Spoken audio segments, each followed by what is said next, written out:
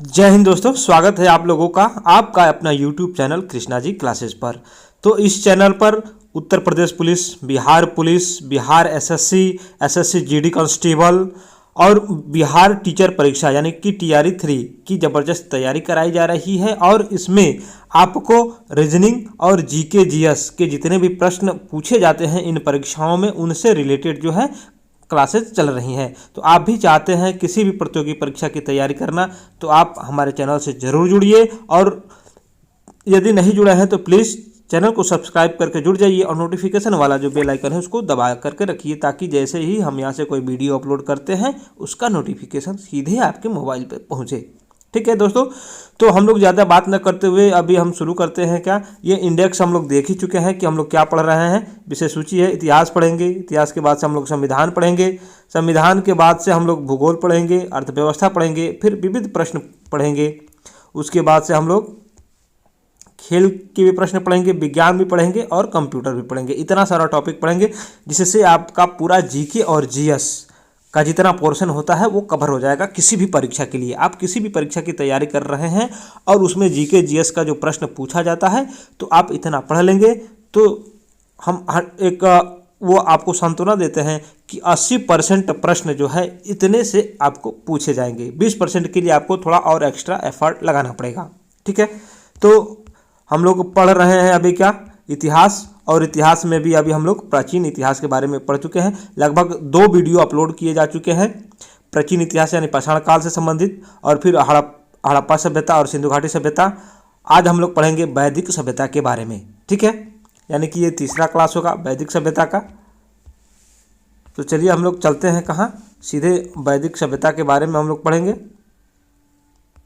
हम लोग यहाँ से शुरुआत करते हैं, कहाँ से, वैदिक सभ्यता से। ठीक है, तो देखिए वैदिक काल को 2 भागों में विभाजित किया जा सकता है। कितने भागों में? 2 भागों में।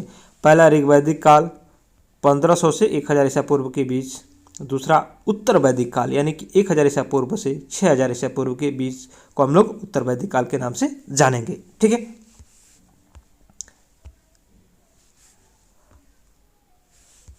मैक्स मुलर ने बताया था कि आर्य भारत में मध्य एशिया यानी कि ईरान से आए थे और भारत में सर्वप्रथम पंजाब तथा अफगानिस्तान में बसे थे। किसने बताया? मैक्स मुलर ने बताया कि जो आर्य आए थे कहाँ से आए थे?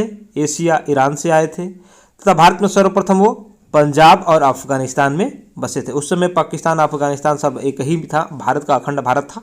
अभी ना अफगानिस्तान अलग हो गया है और पाकिस्तान अलग हो गया, लेकिन जब ये उस समय अखंड भारत था, जब आर्य आए थे सब एक ही में था। ठीक है, अगला है कि आर्यों द्वारा निर्मित सभ्यता वैदिक सभ्यता कहलाती थी।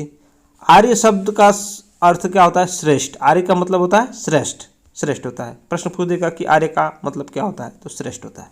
ठीक है, आर्यों की भाषा संस्कृत थी और यह ग्रामीण सभ्यता थी। कैसी सभ्यता थी? ग्रामीण सभ्यता थी। प्रशासन की इकाई को 5 भागों में बांटा गया था, यानी कि 5 भागों में बांट करके वो प्रशासन किया करते थे। पहला कुल, ग्राम, विश्व, जन, राष्ट्र। ग्राम के मुखिया को ग्रामीणी कहते थे, विश्व का प्रधान विश्वपति कहलाता था तथा जन के शासक को राजन कहते थे। क्या कहते थे? जन के शासक को राजन कहते थे। सभा एवं समिति राजा को सलाह देने वाली संस्था थी। स्त्रियां दोनों में भाग ले सकती थीं, यानी कि स्त्रियां किसमें? दोनों में भाग ले सकती थी। युद्ध के लिए गविष्टि शब्द का प्रयोग किया गया है, जिसका अर्थ गायों की खोज था। वाजपति गोचर भूमि का अधिकारी होता था। वाजपति गोचर भूमि का अधिकारी होता था। उग्र अपराधियों को पकड़ने का कार्य करता था। ऋग्वैदिक समाज को व्यवसाय के आधार पर 4 वर्णों में बांटा गया था। कितने वर्णों में? 4 वर्णों में बांटा गया था। पहला ब्राह्मण, दूसरा क्षत्रिय, तीसरा वैश्य, चौथा शूद्र। आर्यों का समाज पितृसत्तात्मक था। समाज की सबसे छोटी इकाई परिवार या कुल थी। आपने सिंधु सभ्यता या हड़प्पा सभ्यता में देखा था कि उसका वो समाज कैसा था? मातृसत्तात्मक था। क्या था? मातृसत्तात्मक, मातृसत्तात्मक था। लेकिन आर्यों का समाज कैसा था? पितृसत्तात्मक था, यानी कि पिता को महत्व ज्यादा दिया जाता था। ठीक है, स्त्रियां इस काल में अपने पति के साथ यज्ञ कार्यों में भाग लेती थीं। बाल विवाह तथा पर्दा प्रथा का प्रचलन नहीं था, यानी बाल विवाह नहीं होता था, पर्दा प्रथा नहीं रहता था। किस समय? वैदिक काल की ये बात कर रहा है, ठीक है।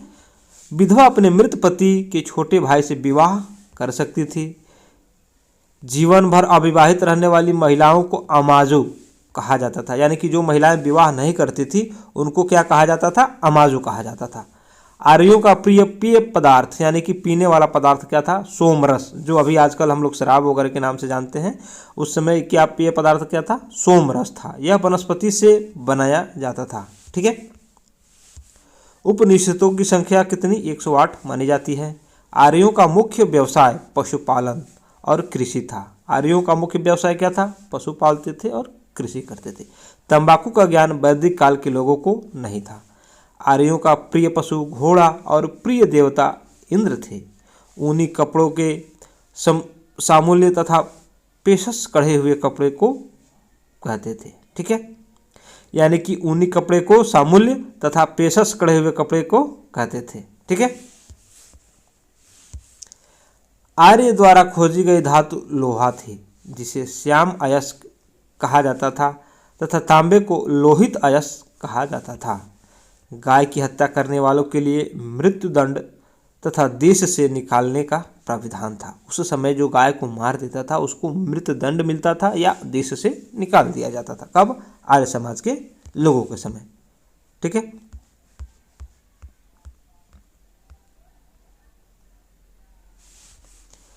ऋग्वेद में उल्लेखित सभी नदियों में सरस्वती नदी को सबसे महत्वपूर्ण तथा पवित्र माना गया है। ऋग्वेद में गंगा नदी का उल्लेख 1 बार, यमुना नदी का उल्लेख 3 बार, इसमें सिंधु नदी का उल्लेख सबसे अधिक बार हुआ है। यानी कि ऋग्वेद में उल्लेखित सभी नदियों में सबसे पवित्र कौन थी? सरस्वती नदी, जिसमें ऋग्वेद में जो है गंगा नदी को 1 बार उल्लेखित किया गया है, लिखा गया है। यमुना नदी को 3 बार और सिंधु नदी का उल्लेख सबसे अधिक बार किया गया है। अब हम लोग जब 2 भागों में बांट कर पढ़ते थे तो पहला भाग क्या है? उत्तर वैदिक काल, यानी 1000 ईसा पूर्व से 600 ईसा पूर्व के बीच के काल को हम लोग उत्तर वैदिक काल के नाम से जानते हैं, ठीक। उत्तर वैदिक काल में इंद्र के स्थान पर प्रजापति देवता सबसे प्रिय हो गए। उत्तर वैदिक काल में वर्ण व्यवस्था जन्म के आधार पर तय होने लगी। उत्तर वैदिक काल में हल को शिरा तथा हल रेखा को सीता कहते थे। सत्यमेव जयते मुंडकोपनिषद से लिया गया है। उत्तर वैदिक काल में कौशाम्बी नगर में पहली बार पक्की ईंटों का प्रयोग किया गया था। पहली बार पक्की ईंटों का प्रयोग कब किया गया था? उत्तर वैदिक काल में कौशाम्बी के नगर में, ठीक है। महाकाव्य 2 हैं। महाकाव्य कितने हैं? 2 हैं। पहला महाभारत, दूसरा रामायण।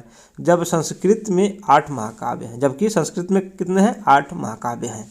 महाभारत का पुराना नाम जय संहिता है। महाभारत विश्व का सबसे बड़ा महाकाव्य है, ठीक है। गोत्र नामक संस्था का जन्म भी उत्तर वैदिक काल में हुआ था। गोत्र नामक संस्था का जन्म कब हुआ था? उत्तर वैदिक काल में हुआ था।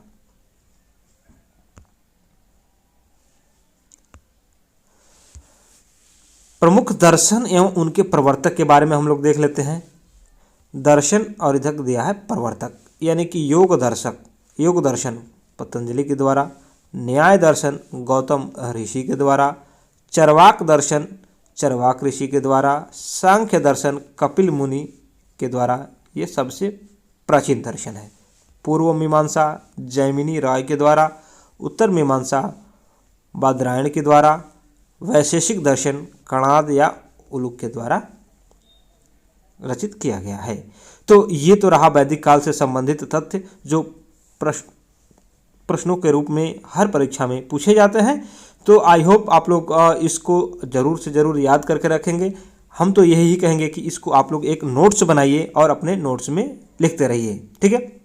क्योंकि अपना नोट्स जो होता है वो सबसे सुंदर और सबसे शानदार होता है। अपना नोट्स हम बहुत ही ईजी तरीके से उसको रिवाइज कर सकते हैं। यदि हम किसी दूसरे नोट्स को 1 घंटा में पढ़ते हैं तो अपने द्वारा बनाए गए नोट्स को हम लोग मात्र 20 से 25 मिनट के अंदर उसको दोहरा सकते हैं। तो इसलिए हम कहेंगे कि आप इसको पढ़ते रहिए, वीडियो को 1-2 बार देख भी लीजिए और वीडियो को रोक रोक करके नोट्स बना लीजिए। हम लिखाते चलेंगे तो टाइम ज़्यादा लग जाएगा, वीडियो लंबा हो जाएगा, आप लोग भी बोर हो जाएंगे, हम भी बोर हो जाएंगे। इसलिए हम जल्दी जल्दी पढ़ा देते हैं उसको, वीडियो को रुक रुक करके आप जो है इसको नोट्स बनाइए। और देखिए किसी भी परीक्षा की तैयारी कर रहे हैं तो इस नोट्स को पढ़ के जरूर जाइए और आकर के देखिए कि इसमें से कितने प्रश्न मिले हैं, ठीक है। और कमेंट में बताइए कि ये वीडियो कैसा लगा, आप लोगों को अच्छा लगा होगा तो प्लीज़ चैनल को सब्सक्राइब जरूर कर लेंगे और वीडियो को लाइक करेंगे, ठीक है। फिर मिलते हैं अगले वीडियो में। अगले वीडियो में हम लोग कहाँ से पढ़ेंगे, जैन धर्म से पढ़ना शुरू करेंगे। कहाँ से, जैन धर्म पढ़ेंगे। देखिए ये वीडियो जो है लगातार आता रहेगा, छोटा छोटा वीडियो ही रहेगा लेकिन एकदम ज़बरदस्त रहेगा, ठीक है। तो फिर अगले वीडियो में हम लोग पढ़ेंगे जैन धर्म के बारे में, ठीक है। तब तक जय हिंद दोस्तों।